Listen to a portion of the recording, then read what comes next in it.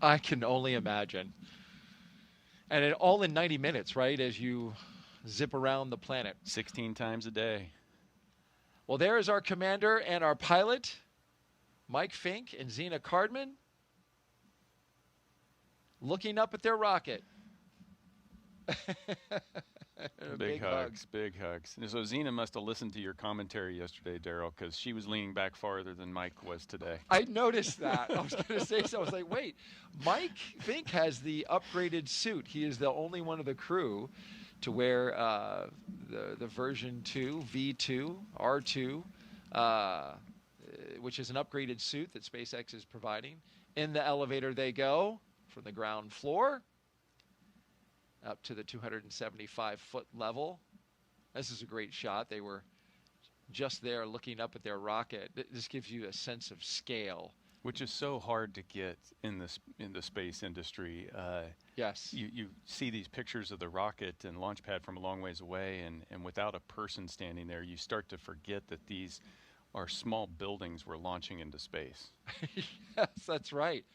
That was a great shot to lay that imagery out, right? We saw them close up in the elevators, and then we widened out to the rocket. It really gives you a sense of scale. Great work by the production team there.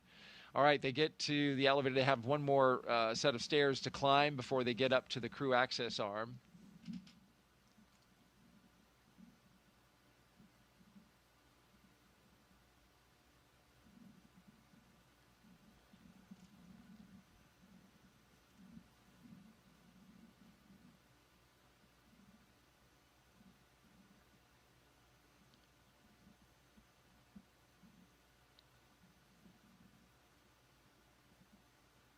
Well, Zena has some hugs for the closeout crew. Yeah, last little, thank yous for all the work yesterday and today, and getting ready to walk out the arm and get strapped in. Today's the day.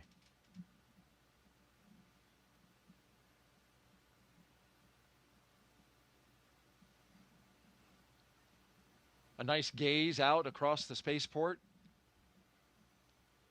You can see everything. It's an unbelievable view.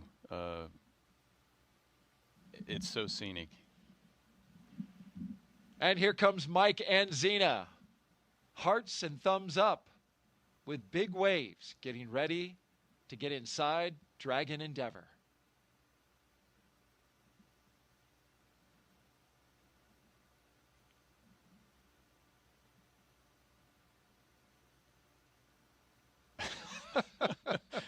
Was that a dab? You said he was a jokester. He's having a good time. And so, put a hand where they signed the meatball, More on the countdown. NASA Crews logo. have reached the White Room on schedule. Because this is the second launch attempt, they will not have to sign their names along the NASA logo that you see there on the wall. They did that yesterday.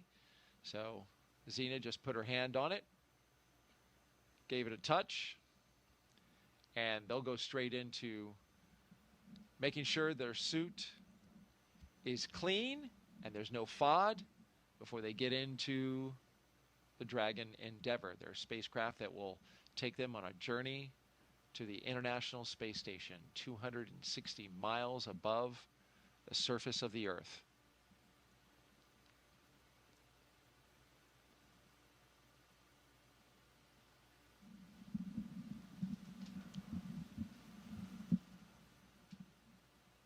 Talk about Mike's spacesuit. This is V2, version 2, but they call it R2.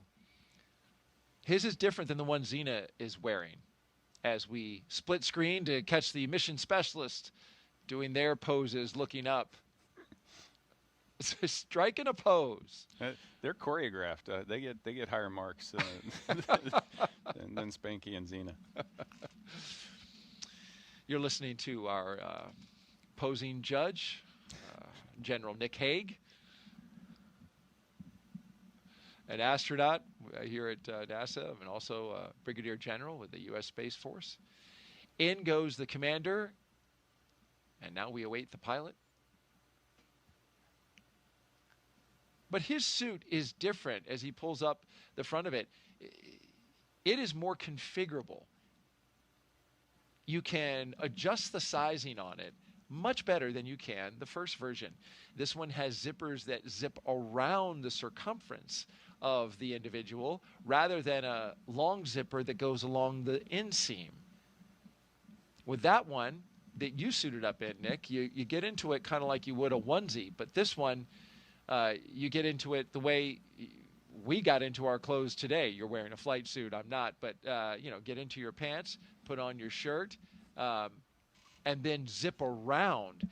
And just like your luggage, which has that zipper to expand it when you've bought too many, tourist stuff on your trip, you can unzip it to expand or zip it to shrink it, which gives them greater flexibility with these suits. They can fit them on more people and have to make fewer custom suits for the astronauts. Yeah, suit fit can be a really finicky thing, and there's a lot of effort that has been spent with the first version of the suit, trying to make sure that every crew member gets a suit that fits. With this new one, there's a lot more adaptability and a little bit more forgiveness in the suit. It's one of those things that's really important. Normally these suits are never pressurized except during leak checks, but in the event of an emergency, they may need to pressurize, and if they don't pressurize in the right shape, it can lead to injury of the crew member.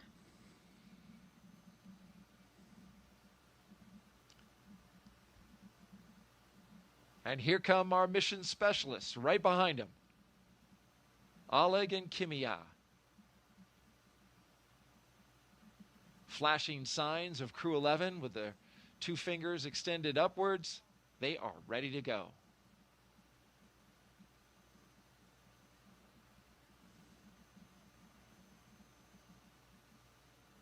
You know what I love about the view, you were talking about it earlier, that we can see out the windows there, is that with the exception of the occasional launch pad and building and stuff, this is a pristine wildlife refuge that just goes on and on and on. So it's natural Florida the way it was before it became populated. Yeah, and it's that that stark contrast of nature and then this technology, like the most sophisticated thing that humanity can do, plopped right down in the middle of it, and that juxtaposition is just it's eye-catching.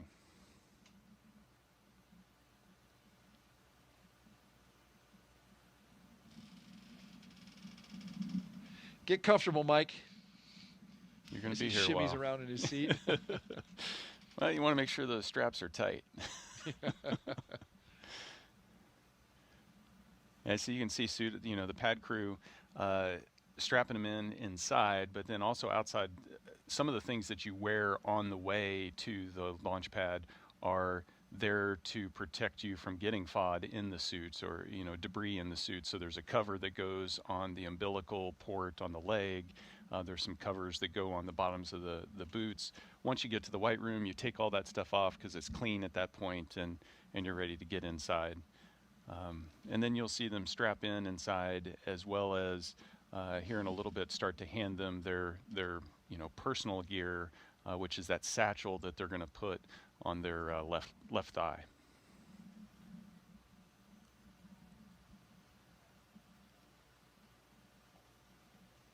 If you joined us recently, you're watching NASA and SpaceX's coverage of the launch of Crew-11 to the International Space Station.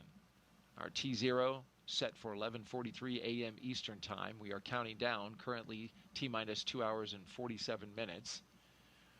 We have the commander and the pilot seated in their positions. And we just saw the 2 mission specialists go into the capsule, and they are getting into their seats.